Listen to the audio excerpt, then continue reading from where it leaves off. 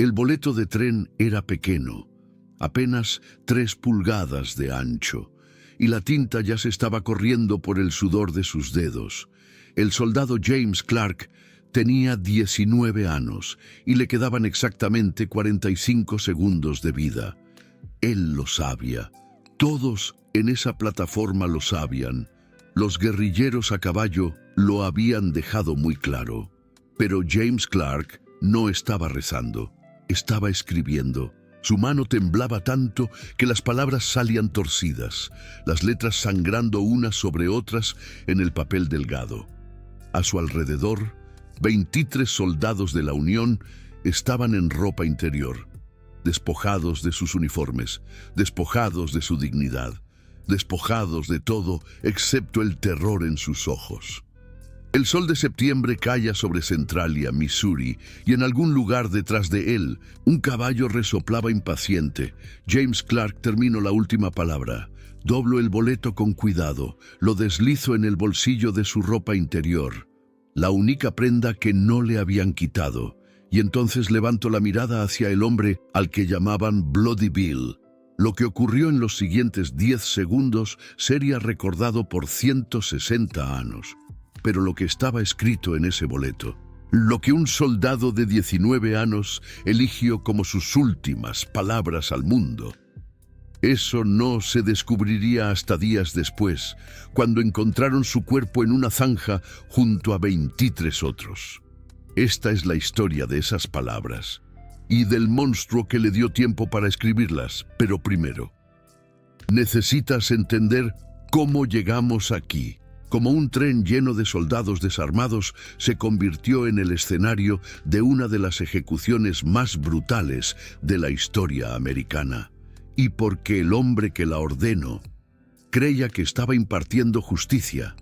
Porque Bloody Bill Anderson no nació siendo un asesino, fue convertido en uno, y las personas que lo convirtieron vestían el mismo uniforme que James Clark. Vamos a retroceder 18 meses, agosto de 1863, a un edificio en Kansas City que lo cambiaría todo. Pero antes de eso, antes de entender al monstruo, necesitamos entender a la víctima. James Clark nació en Zanesville, Ohio, el 15 de marzo de 1845. Su padre era herrero. Su madre enseñaba catecismo. Tenía 2 hermanas menores que lo adoraban y un perro llamado Buster que lo seguía a todas partes. Era una vida simple, una buena vida. El tipo de vida que existía en pequeñas ciudades de América antes de que llegara la guerra y lo cambiara todo. James tenía 16 años cuando cayó Fort Sumter. Tenía 18 cuando se alistó. Entre esos momentos se había enamorado. Mary Ellen Foster vivía 3 casas más abajo de la familia Clark. Tenía cabello castaño rojizo que se volvía dorado bajo el sol de verano y una risa que podía hacer que James olvidara su propio nombre. Se conocían desde niños, jugaron juntos, crecieron juntos, lentamente se dieron cuenta de que lo que sentían era algo más que amistad.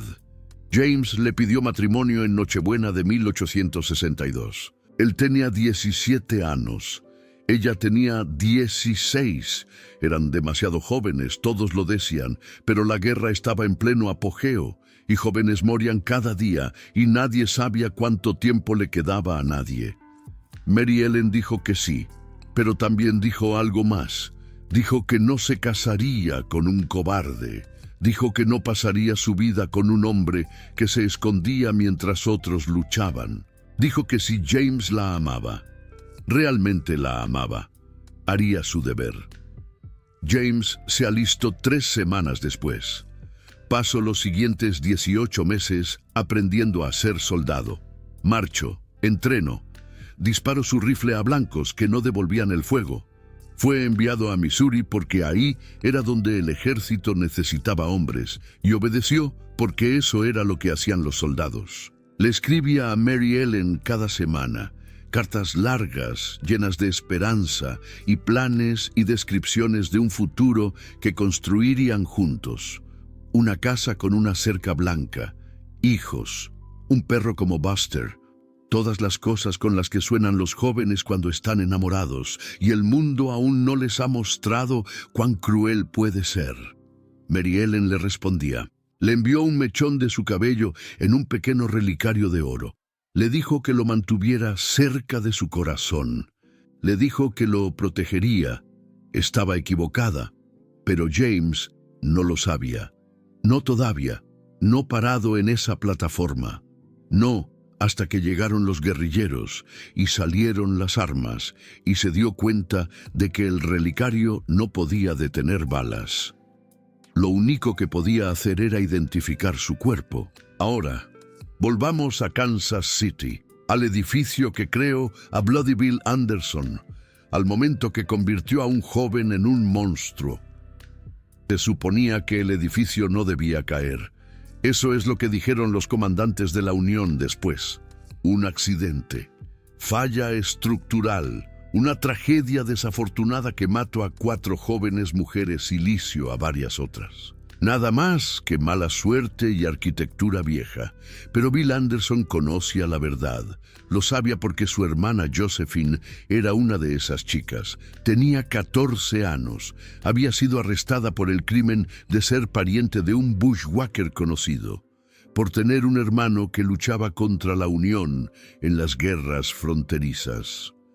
La prisión militar en Kansas City estaba llena de tales mujeres y chicas, ante madres, hermanas, hijas de guerrilleros confederados, rehenes en una guerra que había olvidado las reglas.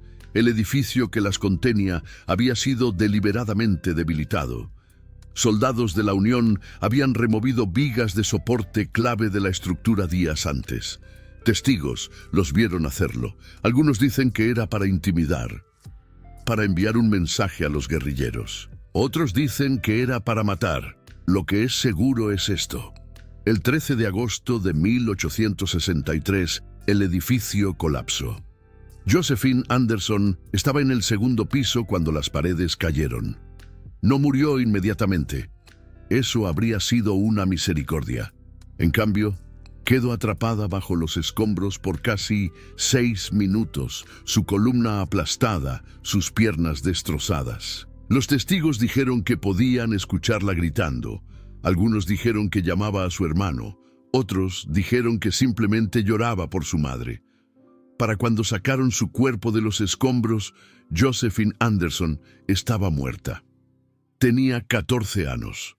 Nunca había sostenido un arma, nunca había lastimado a nadie, y murió en agonía porque su hermano había elegido luchar. Bill Anderson tenía 23 años cuando se lo dijeron.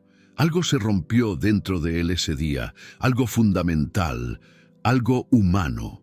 El joven que se había unido a los Raiders de Quantrill para defender su hogar.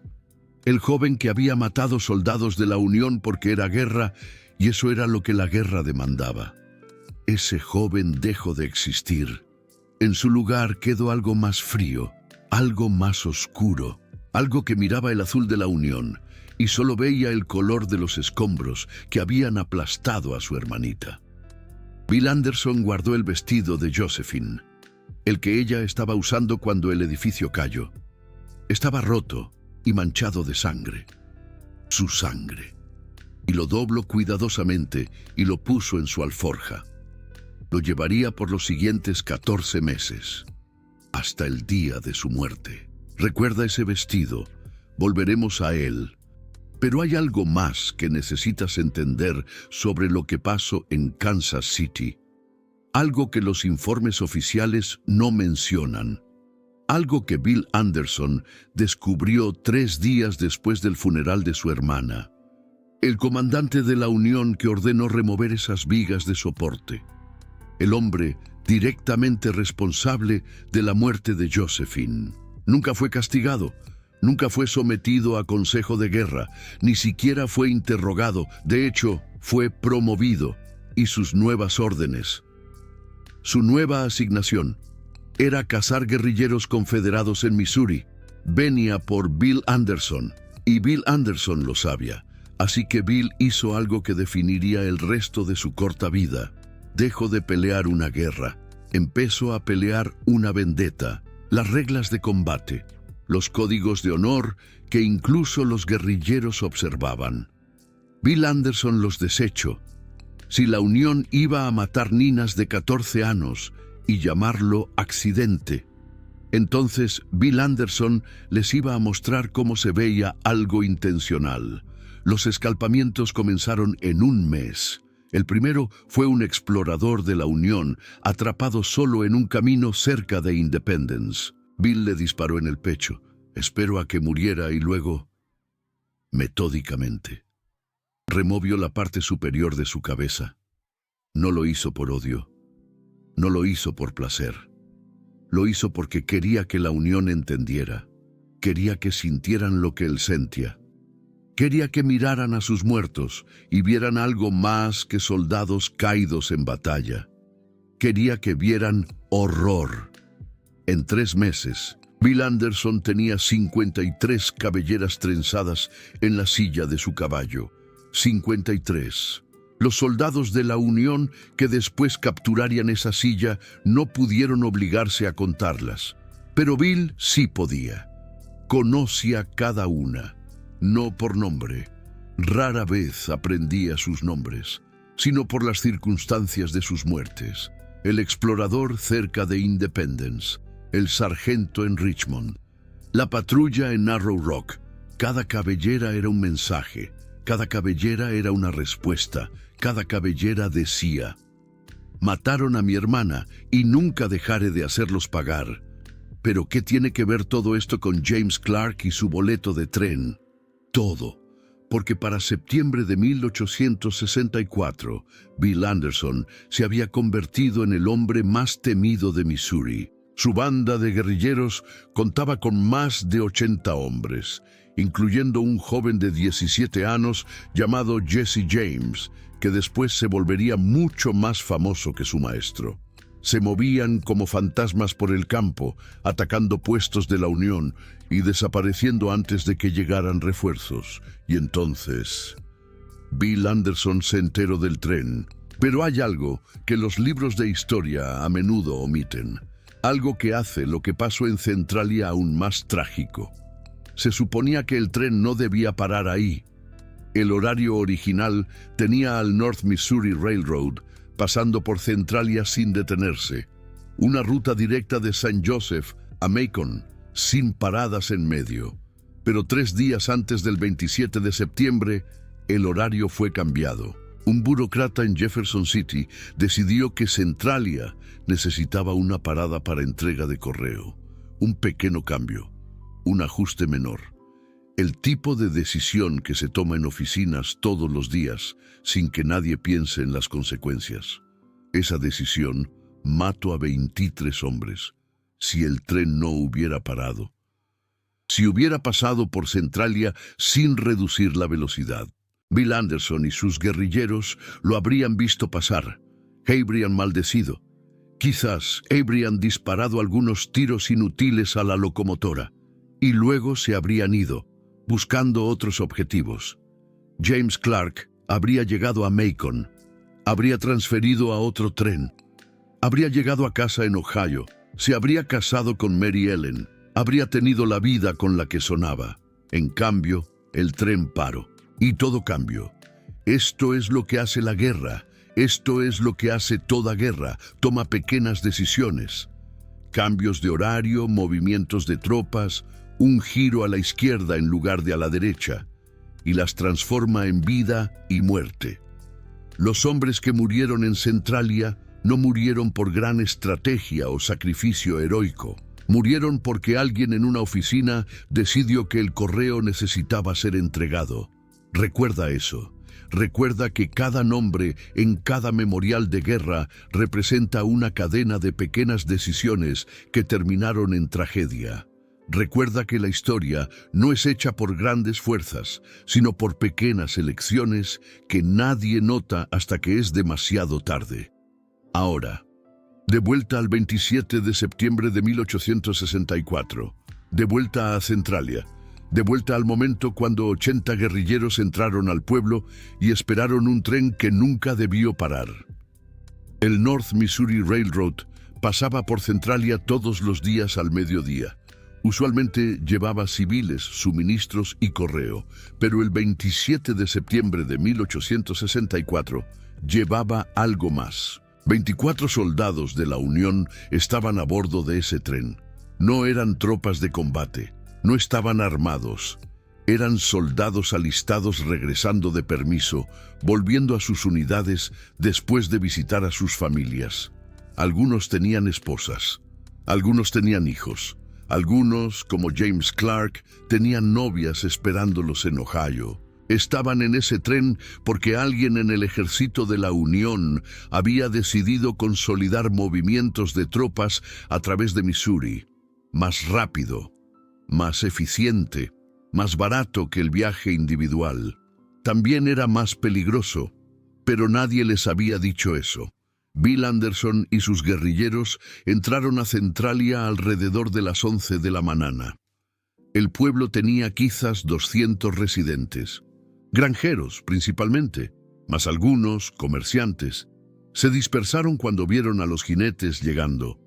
80 hombres en marrón y gris, pistolas desenfundadas, el olor a pólvora y cuero llenando las calles polvorientas. Bill no vino a quemar Centralia. Vino por el tren. Sus hombres tomaron posiciones alrededor de la estación. Bloquearon las vías al norte y sur del pueblo. Se acomodaron a esperar. Algunos se emborracharon con whisky robado de la tienda general. Otros jugaron cartas. Unos pocos cabalgaron por el pueblo, aterrorizando a civiles que no habían huido suficientemente rápido. Bill Anderson estaba sentado en su caballo al borde de la plataforma. No bebía, no jugaba cartas, no aterrorizaba a nadie, simplemente esperaba. Estaba pensando en Josephine, siempre estaba pensando en Josephine. El vestido estaba en su alforja, 14 meses de antigüedad ahora, la sangre desde hace mucho vuelta marrón y rígida, pero aún podía olerla en él a veces. Aún recordaba la forma en que solía reír. Aún veía su cara en sus sueños, excepto que ahora siempre estaba retorcida de dolor, siempre gritando, siempre preguntando por qué no la había salvado. El silbato del tren rompió su ensueño. 12:03. El North Missouri Railroad venía 3 minutos tarde. Bill Anderson se enderezó en su silla. Su mano se movió al Navy Colt en su cadera. La empuñadura de cuero estaba caliente por el sol de Missouri. El cilindro de metal estaba frío a pesar del calor. Ese contraste, calor y frío. Se había vuelto tan familiar que apenas lo notaba ya. El tren llegó por la curva, humo negro saliendo de la locomotora, ruedas chirriando sobre rieles de hierro. El maquinista vio el bloqueo demasiado tarde. Para cuando trató de frenar, los guerrilleros ya estaban abordando por ambos lados.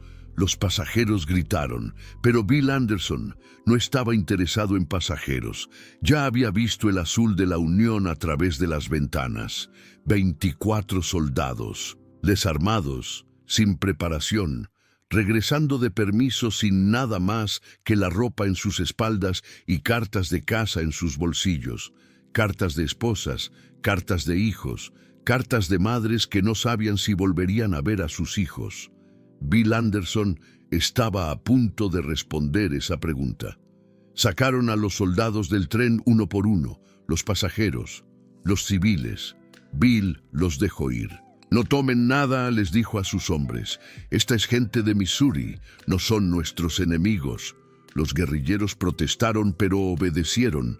La autoridad de Bill Anderson era absoluta. Nadie lo cuestionaba, nadie se atrevía. Pero los soldados fueron alineados en la plataforma. 24 hombres en azul de la Unión, parados en fila, sus manos levantadas, sus caras blancas de miedo. Sabían quién había detenido su tren. Todos en Missouri sabían de Bloody Bill Anderson. Todos sabían de las cabelleras. Todos sabían que rendirse no significaba nada para un hombre que había dejado de seguir reglas 18 meses atrás. Un sargento llamado Thomas Goodman estaba al final de la línea. Tenía 22 años, de Hannibal, Missouri. Se había unido al ejército de la Unión porque creía en la causa. Creía que la esclavitud estaba mal, que el país debía permanecer unido, que algunas cosas valían la pena luchar. Ahora creía que estaba a punto de morir. Pero Thomas Goodman estaba equivocado. Iba a sobrevivir este día, iba a ser el único. Y la razón por qué. La razón por la que Bill Anderson lo perdonó mientras ejecutaba a todos los demás. Es uno de los detalles más extraños de toda la masacre de Centralia. Volveremos a Thomas Goodman. Pero primero, Bill Anderson caminó por la línea de prisioneros. Sus botas crujían en la plataforma de madera, sus espuelas tintineaban con cada paso. Las 53 cabelleras en su silla, visibles para cada soldado en esa línea. Se mecían suavemente en la brisa de septiembre. Se detuvo frente al primer soldado, un raso, joven, quizás 18. Su uniforme estaba limpio, demasiado limpio para combate. Este chico nunca había disparado un tiro con ira. «Desvístanse», dijo Bill. Su voz era tranquila, casi gentil. El raso no se movió. Bill levantó su pistola. «Dije que se desvistan. Quítense el uniforme. Todo».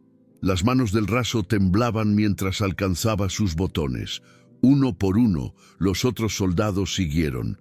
Primero salieron los abrigos, luego las camisas, luego los pantalones, luego las botas.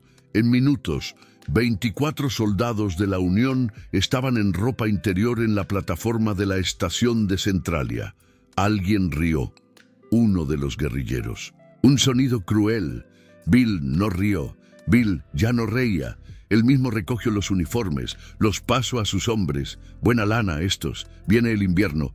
Su voz no revelaba nada. Sin ira, sin satisfacción, solo eficiencia. Un sargento dio un paso al frente. El de los 3 hijos. Asa Bloomer era su nombre. Cayó de rodillas frente a Bill Anderson. «Por favor», dijo. «Por favor. Tengo 3 hijos. Un nino y 2 ninas. La menor solo tiene 4. Ni siquiera entiende a dónde fue su padre. Por favor, déjeme ir a casa con ellos.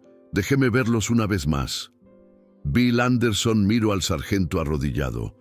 Algo brilló en sus ojos.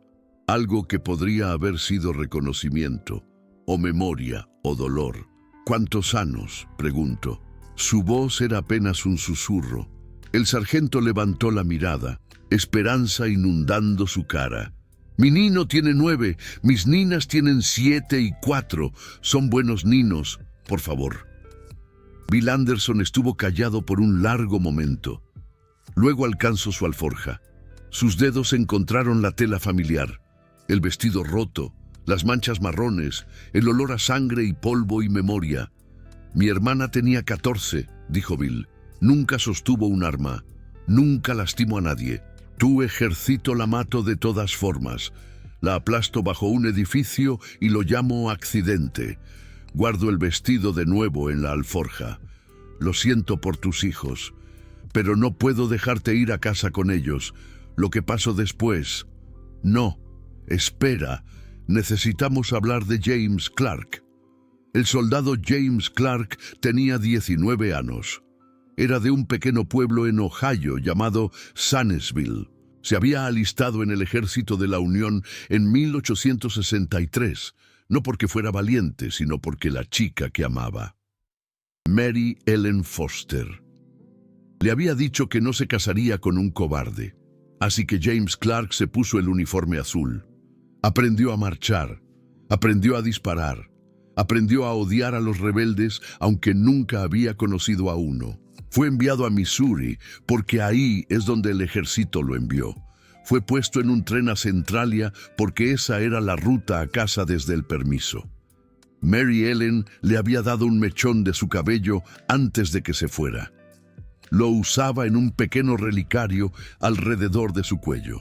También le había dado una promesa. Cuando terminara la guerra, se casarían. Tendrían hijos, construirían una casa con una cerca blanca y envejecerían juntos. Esa promesa estaba en su mente cuando los guerrilleros detuvieron el tren. James Clark estaba parado cerca del medio de la línea cuando Bill Anderson ordenó que se desvistieran. Se quitó el uniforme como los otros, se paró en ropa interior como los otros, sintió el sol de septiembre en sus hombros desnudos y supo, con absoluta certeza, que no iba a ver a Mary Ellen de nuevo, pero a diferencia de los otros, James Clark llevaba algo, su boleto de tren. Lo había guardado en el bolsillo de su abrigo, pensando que podría necesitarlo para el viaje de regreso. Cuando lo hicieron desvestirse, lo transfirió a su ropa interior. Un pequeño acto, casi inconsciente, el instinto de aferrarse a algo, cualquier cosa. En una situación donde todo estaba siendo quitado. Ahora, parado en esa plataforma, viendo a Bill Anderson interrogar al sargento con 3 hijos, James Clark se dio cuenta de algo. Tenía un lápiz, un pequeño lápiz, en realidad, metido en la cintura de su ropa interior junto con el boleto. Había olvidado que estaba ahí. Lo usaba para escribir cartas a Mary Ellen y lo había deslizado con el boleto sin pensar. Nadie los había revisado. Nadie había pensado en buscar más allá de los uniformes. James Clark tenía papel. James Clark tenía un lápiz. Y James Clark tenía, quizás, 2 minutos antes de que lo que fuera a pasar, pasara. Su mano se movió lentamente, con cuidado. El lápiz encontró el boleto. El boleto encontró una superficie estable. Su propio muslo, presionado contra la tela. A su alrededor, caos. Guerrilleros gritando. El sargento llorando. La voz fría de Bill Anderson cortando el ruido. James Clark comenzó a escribir. Las palabras vinieron lentamente al principio. ¿Qué dices cuando tienes 2 minutos para decir todo que pones en un pedazo de papel de apenas 3 pulgadas de ancho? Penso en Mary Ellen, penso en su madre, penso en la casa con la cerca blanca que nunca construirían. Escribió 3 palabras, luego 4 más. Luego escucho a Bill Anderson decir lo que perseguiría a cada sobreviviente, cada testigo, cada historiador que estudiaría este día por los siguientes 160 años. Tienen 10 segundos para hacer las paces con su Dios. James Clark terminó la última palabra.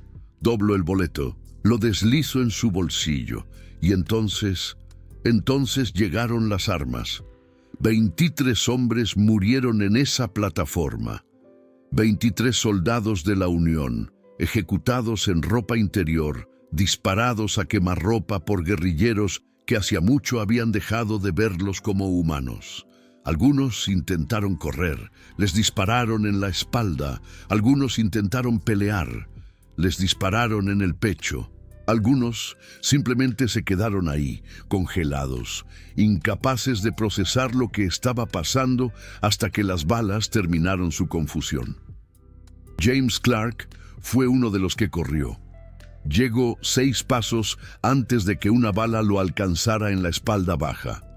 Cayó hacia adelante sobre la plataforma, su cara golpeando la madera, sus manos raspando contra la veta áspera. No estaba muerto todavía. La bala había fallado su columna, había fallado los órganos vitales, pero estaba sangrando, sangrando mucho. Y no podía mover sus piernas. Una sombra cayó sobre él. James Clark levantó la mirada. Un guerrillero estaba sobre él, pistola desenfundada, el cañón apuntando directamente a su cara. El guerrillero era joven, quizás 16. Su mano temblaba. «Por favor», susurró James. «Por favor». El joven guerrillero jaló el gatillo. James Clark tenía 19 años. Tenía una chica esperándolo en Ohio. Tenía sueños de una cerca blanca e hijos. Tenía $67 en paga atrasada por cobrar. Tenía una madre que lloraría por meses cuando supiera lo que había pasado. Y tenía un boleto de tren en su bolsillo con 7 palabras escritas en tinta corrida. Palabras que no serían descubiertas por días. Palabras que harían colapsar a una madre cuando las leyera. palabras que un soldado de 19 años había elegido como su última comunicación con un mundo que le estaba quitando todo. Leeremos esas palabras pronto, pero primero necesitamos entender qué pasó después de la plataforma, porque la masacre de Centralia no había terminado. De hecho, lo peor aún estaba por venir, y el hombre responsable de lo que vino después no era Bill Anderson, era un mayor de la Unión llamado A.V.E. Johnston, un hombre que debería haber sabido mejor, un hombre que había sido advertido, un hombre cuyo orgullo mataría a 147 de sus propios soldados antes de que cayera el sol. La batalla de Centralia estaba por comenzar, y probaría que a veces los peores monstruos visten de azul. El mayor A.V.E. Johnston escuchó del ataque al tren alrededor de la 1 de la tarde. Estaba estacionado en París, Missouri, a unas 40 millas de Centralia. Comandaba el 35º de Infantería de Missouri, un regimiento montado de unos 150 hombres. No eran caballería, eran infantería a la que le habían dado caballos para movilidad.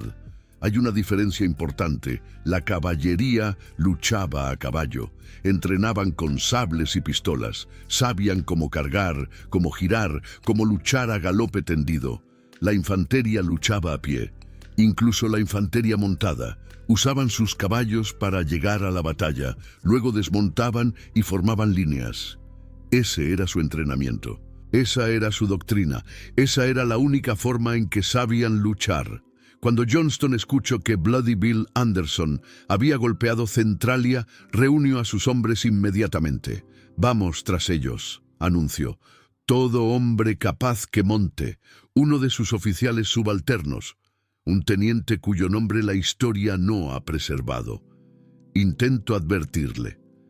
«Señor», dijo el teniente, «Anderson tiene al menos 80 hombres, quizás más, y son guerrilleros.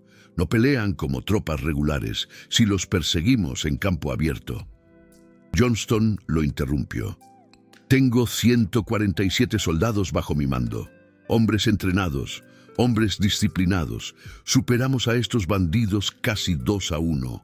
Cabalgaremos a Centralia, los encontraremos y los destruiremos». El teniente intentó de nuevo. «Señor, los guerrilleros no se quedan a pelear. Emboscan, se retiran, te atraen a terreno donde tus números no significan nada. Deberíamos esperar refuerzos. Deberíamos». «Suficiente». La voz de Johnston era cortante. «No pedí tu opinión, teniente. Di una orden. Cabalgamos en 10 minutos». El teniente no dijo nada más. ¿Qué podía decir? Era un oficial subalterno. Johnston era el comandante, y Johnston había tomado su decisión. 147 hombres salieron de París esa tarde. Solo 3 regresarían. Bill Anderson no huyó de Centralia. Esto era inusual. Las tácticas guerrilleras demandaban golpear y correr, atacar rápido, desaparecer más rápido. Así es como sobrevivías contra un enemigo más grande. Así es como seguías luchando cuando las probabilidades estaban en tu contra.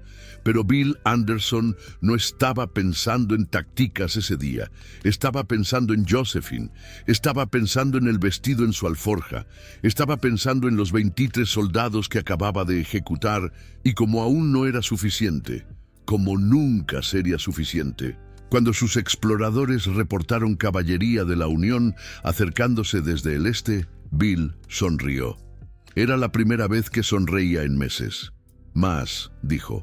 Su voz era tranquila, casi sonadora. «Más de ellos viniendo». «Bien», su teniente. Un hombre llamado Archie Clement, de apenas 5 pies de alto pero vicioso, más allá de toda medida. Lo miro con algo parecido a preocupación. «Bill, deberíamos irnos. No hay ganancia en pelear aquí. Obtuvimos lo que vinimos a buscar». Bill se volvió hacia él. La sonrisa se había ido.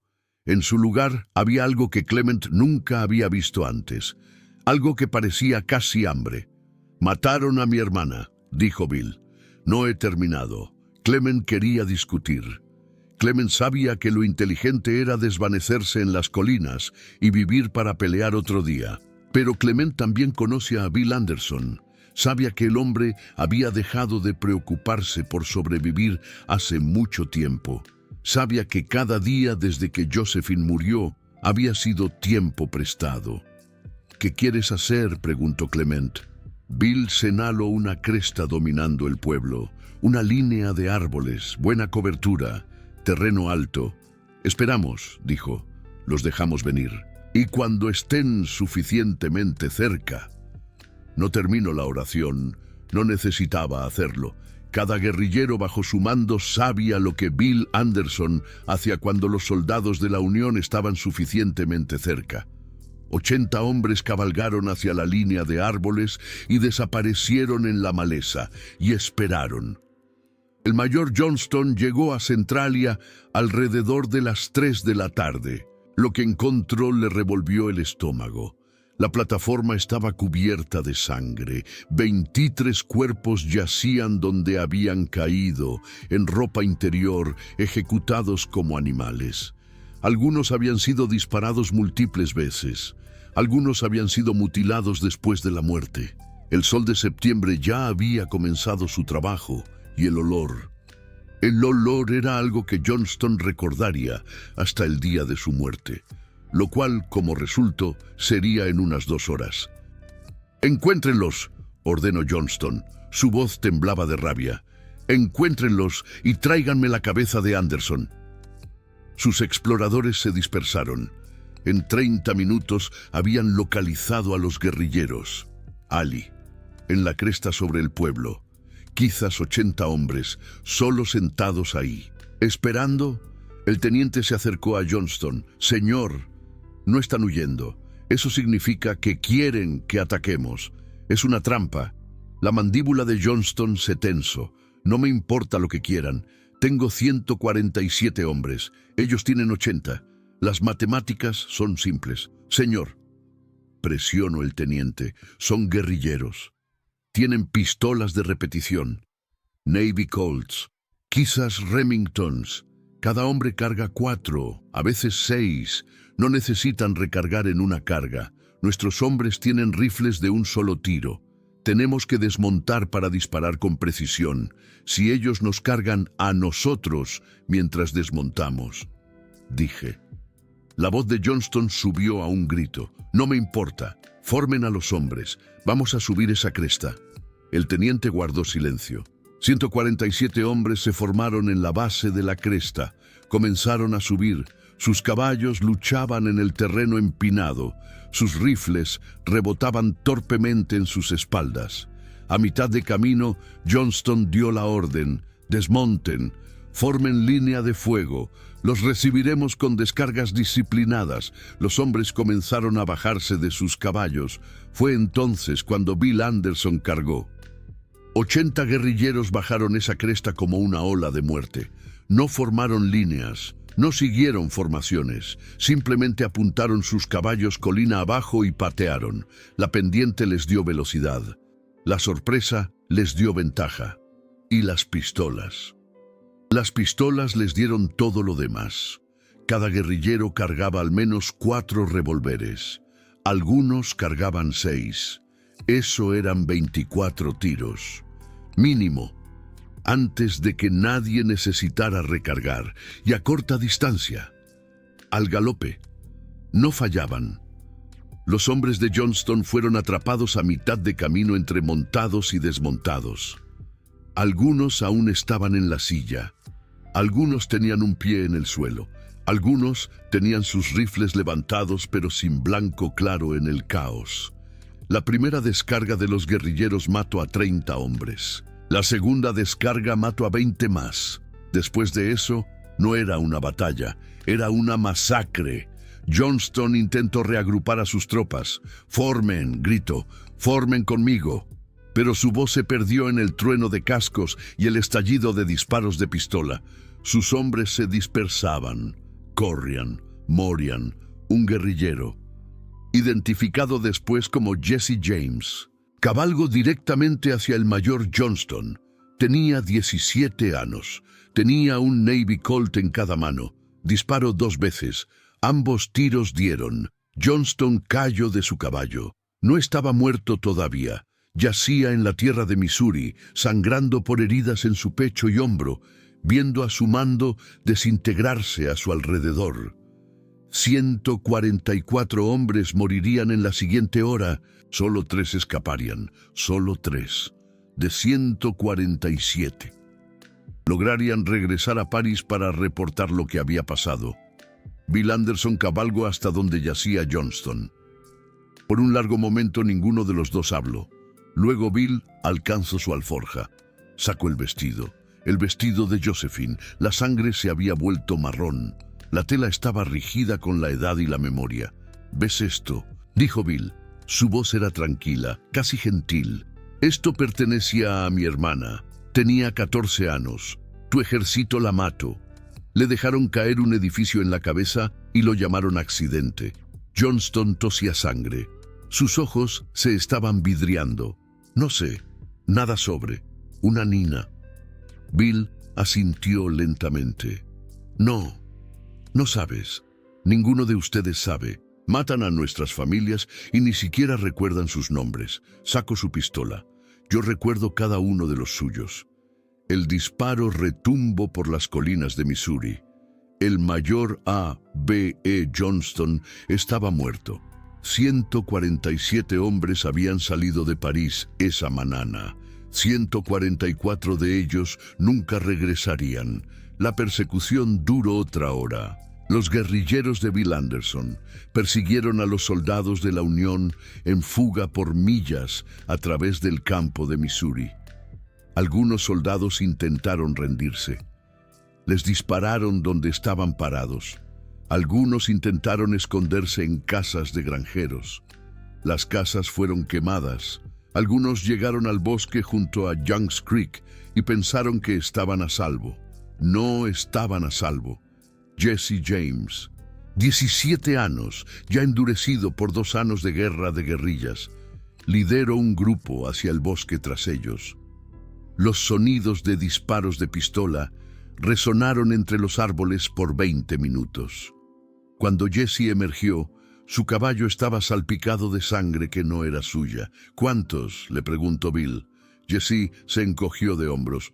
8, quizás 9. Dejaron de correr eventualmente.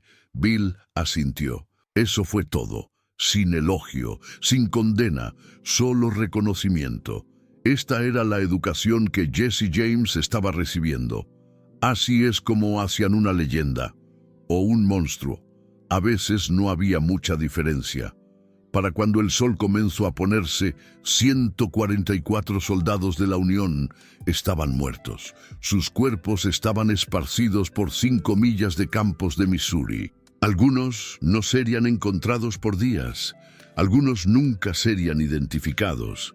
Algunos se convertirían en nada más que números en un reporte. Soldados desconocidos, muertos en acción, enterrados en tumbas sin marcar.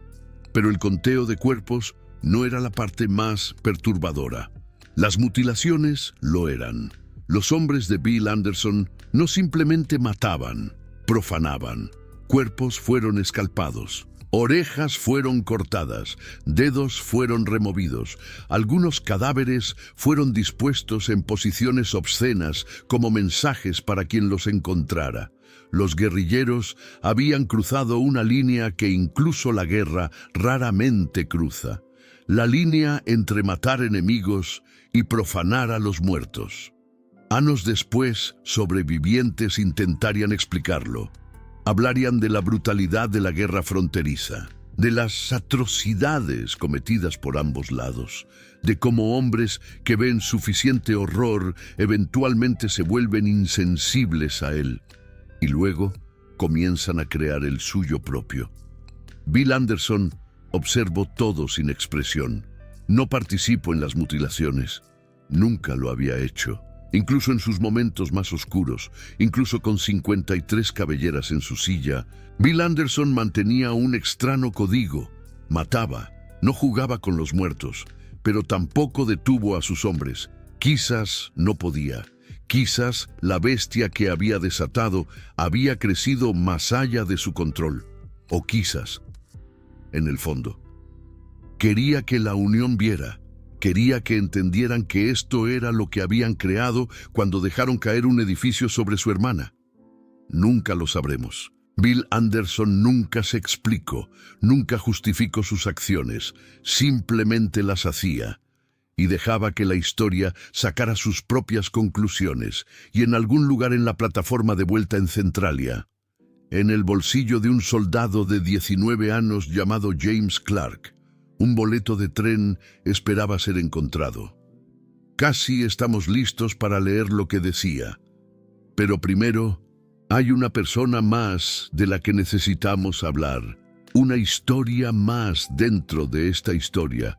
Un hombre que debería haber muerto ese día, pero no lo hizo. Thomas Goodman, el único sobreviviente, y la razón por la que Bill Anderson lo perdonó. Es uno de los detalles más extraños de toda la masacre de Centralia. Thomas Goodman tenía 22 años cuando estaba parado en esa plataforma con 23 otros soldados de la Unión. Era de Hannibal, Missouri, el mismo pueblo que produjo a Mark Twain.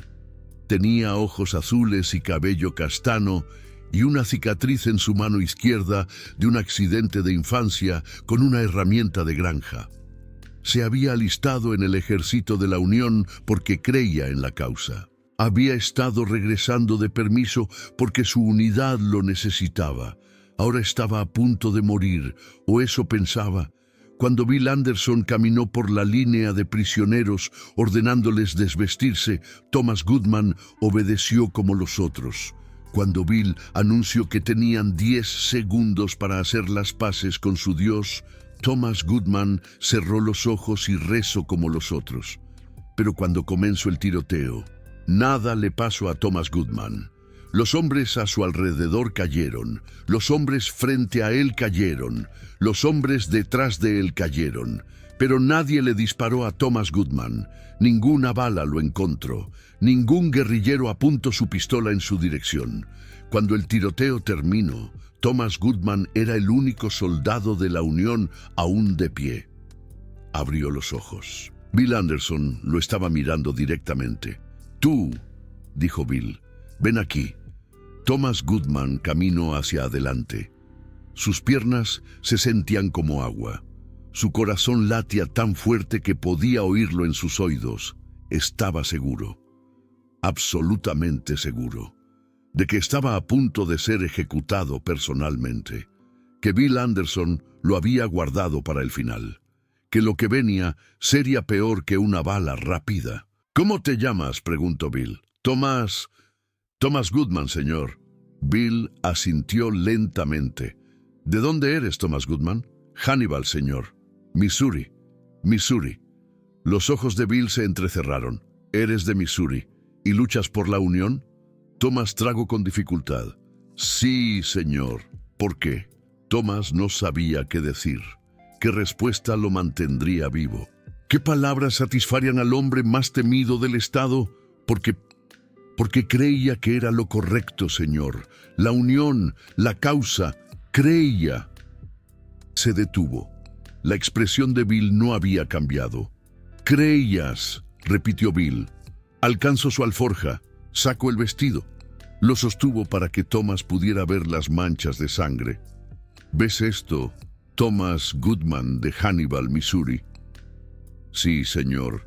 Esto pertenece a mi hermana. Se llamaba Josephine. Tenía 14 años. El ejército de la Unión la arrestó porque era mi hermana. La tuvieron en un edificio en Kansas City. Luego hicieron que el edificio se cayera, a propósito, y murió bajo los escombros, gritando por ayuda que nunca llegó». Thomas Goodman no dijo nada. ¿Qué podía decir? Bill dobló el vestido con cuidado. Lo guardó de nuevo en la alforja. «No te voy a matar, Thomas Goodman». Thomas parpadeó. Su boca se abrió, se cerró, se abrió de nuevo. «Señor, no te voy a matar», repitió Bill. «Te voy a dejar vivir. ¿Sabes por qué?» «No, señor». Bill se acercó más. Su voz bajó a un susurro. Porque necesito que alguien les diga, necesito que alguien regrese con tus comandantes y describa lo que pasó aquí. Cada detalle, cada muerte, cada grito. Necesito que sepan que esto ya no es guerra, esto es venganza. Y no se detendrá hasta que hayan pagado por cada gota de la sangre de mi hermana. Se enderezó. Vete, dijo. Camina de regreso a tus líneas. Diles lo que viste. Diles quién hizo esto y diles. Bill Anderson apenas está comenzando. Thomas Goodman camino pasando los cuerpos de 23 hombres que habían estado parados junto a él minutos antes. Camino pasando guerrilleros que lo vieron irse sin levantar sus armas. Camino por el camino a Paris, Missouri, donde los restos del mando de Johnston aún intentaban entender lo que había pasado. Camino por 6 horas, y cuando finalmente encontró soldados de la Unión que no habían sido masacrados, les dijo todo, tal como Bill había demandado. Cada detalle, cada muerte, cada grito. Thomas Goodman vivió hasta ser un anciano. Escribió sobre Centralia muchas veces. Fue llamado a testificar en audiencias y juicios. Se convirtió en el testigo principal de una de las peores masacres de la Guerra Civil. Pero había una cosa que Thomas Goodman nunca supo. Un detalle que se le escapó porque no estaba ahí cuando encontraron los cuerpos. El boleto de tren en el bolsillo de James Clark. Encontraron los cuerpos 3 días después. Un detalle de entierro de la Unión, enviado desde Jefferson City para limpiar el sitio de la masacre. Llegaron esperando horror y lo encontraron. 23 cadáveres, hinchados, descoloridos, parcialmente comidos por animales. El calor de septiembre había acelerado la descomposición. El olor era insoportable. Los soldados trabajaron rápido. Envolvieron los cuerpos en lona, los cargaron en carretas, hicieron listas de nombres donde la identificación era posible. El soldado James Clark fue identificado por el relicario alrededor de su cuello, el que tenía el cabello de Mary Ellen adentro. El oro estaba danado, pero la inscripción aún era legible. J.C. Mass Mef, 1863. Los soldados lo anotaron en su reporte, un detalle más para una familia que nunca volvería a estar completa. Pero entonces, alguien encontró el boleto, un joven cabo, apenas mayor de lo que James Clark había sido. Estaba preparando el cuerpo para transporte cuando notó algo en la ropa interior, un pequeño pedazo de papel doblado con cuidado, metido en un bolsillo que no debería haber contenido nada. Un boleto de tren, manchado con tinta y sangre y algo más, sudor, quizás o lágrimas. El cabo lo desdobló con cuidado y leyó 7 palabras. 7 palabras que un soldado de 19 años había escrito mientras estaba parado en una plataforma esperando morir. 7 palabras que habían viajado en el bolsillo de un hombre muerto por 3 días a través de calor y descomposición y horror. 7 palabras que romperían el corazón de su madre cuando se las entregaran junto con los restos de su hijo. El boleto decía: vamos a morir, te amo. Eso era todo. 7 palabras, sin nombres, sin explicación, sin despedida para Mary Ellen o su madre o nadie específico. Solo: vamos a morir, te amo. Se dice que el cabo que encontró el boleto lloró. Los otros soldados detuvieron su trabajo y quedaron en silencio. Alguien hizo la señal de la cruz. Alguien más simplemente miró al cielo. Vamos a morir, te amo. Esas fueron las últimas palabras de James Clark, escritas en los momentos finales de su vida, escritas mientras guerrilleros lo rodeaban, escritas mientras sabía, con absoluta certeza, que le quedaba menos de 1 minuto de vida. Podría haber escrito cualquier cosa. Podría haber escrito una maldición, una súplica, una oración. Un último mensaje para Mary Ellen sobre la casa que nunca construirían. Una carta para su madre sobre lo orgulloso que estaba de servir. En cambio, escribió la verdad más simple, la verdad más universal, la verdad que cualquier ser humano en su posición querría que el mundo supiera. Vamos a morir. Te amo. El boleto fue entregado a su madre 3 semanas después. Sarah Clark tenía 42 años. Tenía canas en su cabello y líneas alrededor de sus ojos y manos que nunca habían dejado de trabajar desde el día en que se casó. Había criado 3 hijos. Había enterrado a un esposo. Había visto a su único hijo marchar a la guerra con una sonrisa en su cara y un relicario alrededor de su cuello. La notificación oficial había llegado el 5 de octubre de 1864. Un telegrama, 12 palabras. Lamentamos informarle que el soldado James Clark fue muerto en acción en Centralia, Missouri. 12 palabras. Eso fue todo lo que le dieron, sin detalles, sin explicación, sin consuelo, solo 12 palabras que destrozaron todo lo que le quedaba. Sarah Clark no lloró cuando leyó el telegrama. Los vecinos dijeron que simplemente lo dobló con cuidado. Lo puso en el bolsillo de su delantal y caminó hacia su habitación. No salió por 3 días. Cuando finalmente emergió, se veía 10 años más vieja. Pero estaba funcionando de nuevo. Volvió a trabajar, cocinaba comidas, enseñaba catecismo. Hacía todas las cosas que siempre había hecho. Pero algo se había ido de sus ojos, algo que nunca regresaría. Mary Ellen venía a verla todos los días, la chica que James había amado, la chica con quien había prometido casarse, traía comida que Sarah no comía, ofrecía consuelo que Sarah no podía aceptar. Se sentaba en la sala y hablaba de James, de su risa, sus sueños, el futuro que habían planeado juntos. Sarah escuchaba, asentía, decía las cosas correctas, pero por dentro estaba vacía. Por dentro no había nada más que el eco de 12 palabras. Entonces llegó el paquete, 3 semanas después del telegrama. Un pequeño paquete envuelto en papel marrón. Adentro había un relicario de oro, danado, doblado, con una mancha oscura en la cadena que Sarah sabía que era sangre. También había una carta del capitán de la unidad de James, expresando condolencias y explicando las circunstancias de su muerte. Y había un boleto de tren, doblado con cuidado, manchado con tinta. 7 palabras escritas en letra que Sarah conocía mejor que la suya propia.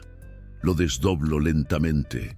Sus manos temblaban. Su respiración venía en jadeos cortos. Leyó las palabras una vez, 2 veces, 3 veces. Vamos a morir. Te amo. Sarah Clark se desplomó. La encontraron en el piso de la sala, el boleto aferrado a su pecho, lágrimas corriendo por su cara por primera vez desde que llegó el telegrama. Los vecinos tuvieron que cargarla a la cama. Llamaron al doctor. Mary Ellen se quedó con ella por 1 semana. Pero el boleto cambió todo. El boleto le mostró algo que la notificación oficial nunca pudo. Le mostró que en sus momentos finales, rodeado de muerte y terror y caos, James Clark había pensado en amor, no en odio, no en miedo, no en venganza. Amor. Eso es lo que quería que el mundo recordara de él. Eso es lo que quería escrito en un pequeño pedazo de papel que quizás nunca sería encontrado. Eso es lo que importaba a un soldado de 19 años que tenía 60 segundos para resumir toda su existencia. Vamos a morir. Te amo. El boleto fue pasado a través de la familia Clark por generaciones. Se convirtió en una especie de objeto sagrado. Una conexión con un joven que nunca llegó a envejecer. Eventualmente, fue donado a un museo en Ohio, donde se encuentra hoy detrás de un vidrio, la tinta desvanecida pero aún legible después de 160 años. Y si alguna vez te encuentras en ese museo, si alguna vez te paras frente a esa vitrina y lees esas 7 palabras, piensa en lo que tú escribirías. Piensa en 60 segundos. Piensa en un pedazo de papel de apenas 3 pulgadas de ancho. Piensa en todo lo que has hecho, todos los que has amado, cada sueño que has tenido, e intenta meterlo todo en 7 palabras, porque eso es lo que hizo James Clark. Ese es su legado. No la muerte de un soldado, no un número en una masacre, no un nombre en una lista. 7 palabras. Vamos a morir. Te amo. Bill Anderson murió 5 semanas después de Centralia. El 26 de octubre de 1864, cabalgó hacia una emboscada cerca de Albany, Missouri. Soldados de la Unión lo estaban esperando, cientos de ellos. Y esta vez no había cresta desde donde cargar, ninguna sorpresa que explotar, ninguna ventaja de ningún tipo. Bill recibió 4 balas, 2 en la cabeza, 2 en el pecho. Cayó de su caballo y murió en la tierra de Missouri, con 24 años, con 53 cabelleras aún trenzadas en su silla y el vestido ensangrentado de su hermana aún en su alforja. Los soldados de la Unión mutilaron su cadáver, le cortaron el dedo del gatillo como souvenir, fotografiaron su cuerpo y enviaron la imagen a periódicos por todo el país. Lo exhibieron en Richmond, Missouri, por 3 días, donde civiles vinieron a escupirle y mujeres vinieron a apuñalar su carne con cuchillos de cocina. Bill Anderson se había convertido en un monstruo, y cuando murió, el mundo lo trató como tal. Pero aquí está la cosa sobre los monstruos. Cada uno de ellos fue humano alguna vez. Cada uno de ellos tuvo un momento cuando no eran lo que se convirtieron. Un momento cuando eran jóvenes y esperanzados y capaces de amar. Un momento antes de que el mundo los quebrara. El momento de Bill Anderson fue el 13 de agosto de 1863.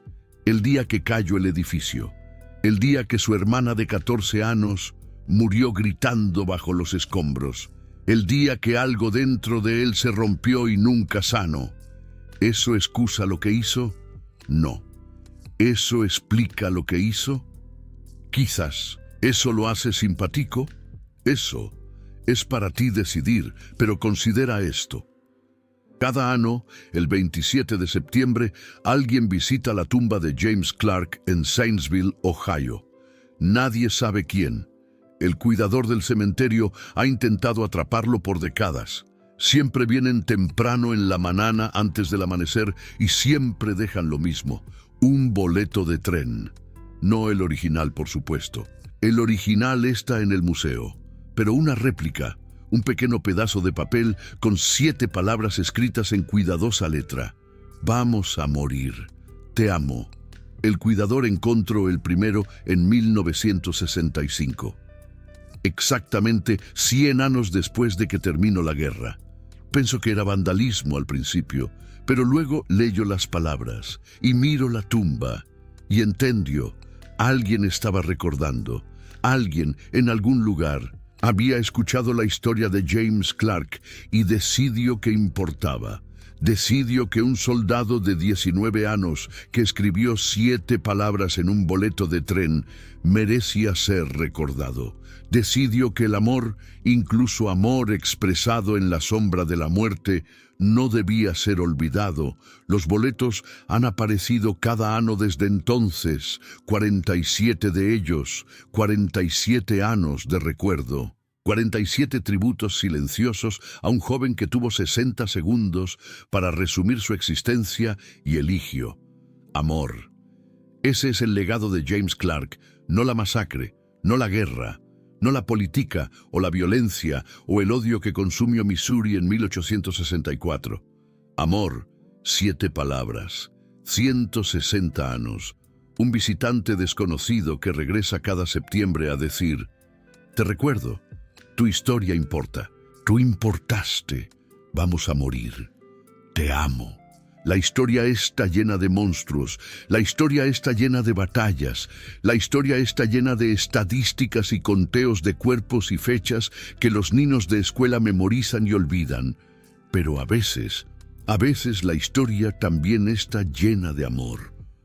Acabas de experimentar uno de los capítulos más brutales de la historia americana. El tipo que no enseñan en escuelas porque no hay héroes, no hay villanos, solo humanos haciendo cosas terribles a otros humanos y llamándolo guerra.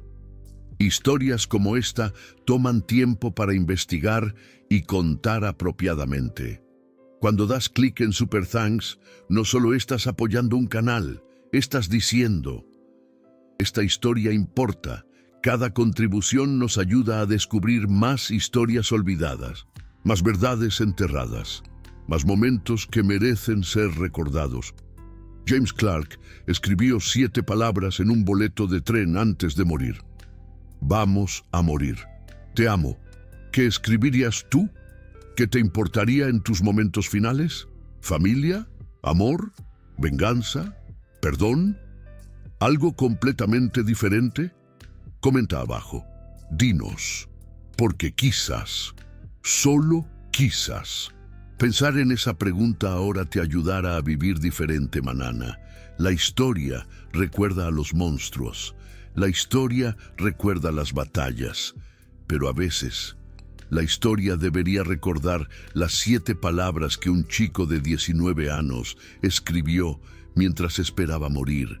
Vamos a morir. Te amo. Recuerda eso. Vive en consecuencia.